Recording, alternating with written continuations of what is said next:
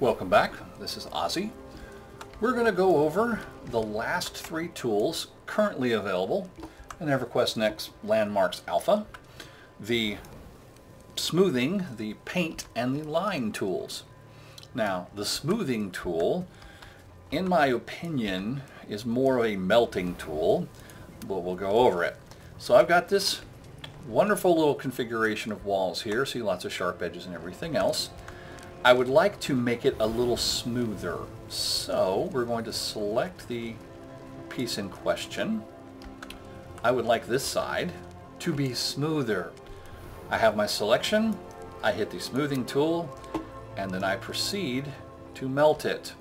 Every time I click, you'll notice the edges all go away. All of the edges, including the top. It does have something resembling smoothness, except for the bottom of the top and the edges here. This tool has a lot of work ahead of it. I have round towers. The towers are not round, the towers are smooth-ish. They're melted. But that's how you use the smooth tool. You can create a circle, you can create arches, and I'm going to smooth those stairs out eventually.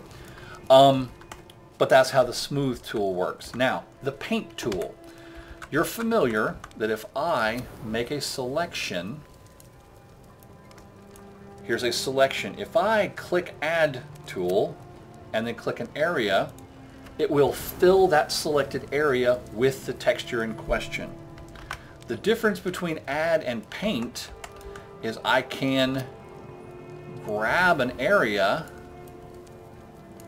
select a texture. Let's do dirt just to make it look different. Let's go green.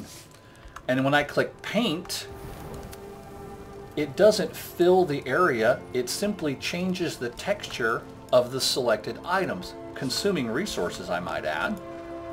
But it paints. Now, it's not actually painting, because if I grab a piece of this, or I throw my selection tool off my menu bar, if I grab a piece of this and delete it, you will see it is not stone on the inside. It replaces the texture inside and out with the new texture. Keep that in mind. For example, I have wood floors in my tower. If I grab my entire tower and chose the paint tool, it would replace the floors, the walls, the stairs, everything with the same texture. Paint is an all or nothing type tool, which means control your selection area. That's paint, that's smooth. Last is the line tool. The line tool is actually a very powerful tool, but it's also somewhat confusing. The way the line tool works is you click the line tool and make your starting square a size. We're going to do big for this particular example. Position it where you want it, click, and then drag. And as you drag, make your square smaller. When you release and then click, you create a slope. You can do the reverse, though I don't have a place to do it. I guess we can do it here, where I can click, and then as I'm dragging, make it bigger to make a ramp. But typically what I use it for is to make points. Click, drag while shrinking. Whoops, and I'm in the wrong spot. Click, slope, make a pyramid. Not very smooth. Maybe I need the smoothing tool when I'm done with this. But I will make it big. Click, shrink, get out of my claim, drag, and that's, I mean, you can do it from down here. Click, bring it up, make it bigger as it comes up,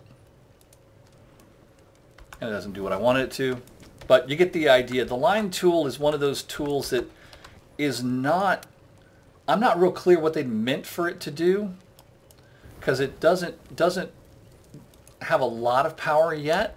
I think this is in development. They're gonna expand its functionality, because my roof over there is basically a combination of smoothing and line tool, and it looks like a mound. that is my last tutorial. That is all the tools that we have.